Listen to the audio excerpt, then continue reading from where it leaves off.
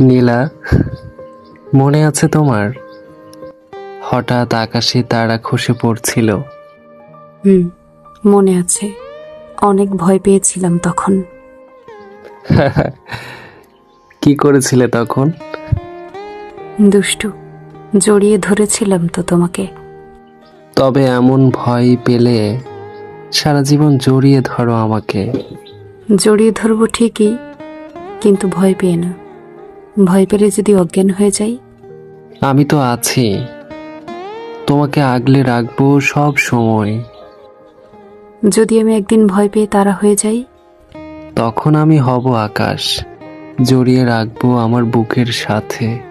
তারা হয়ে খসে পড়তে দেব না কখনো।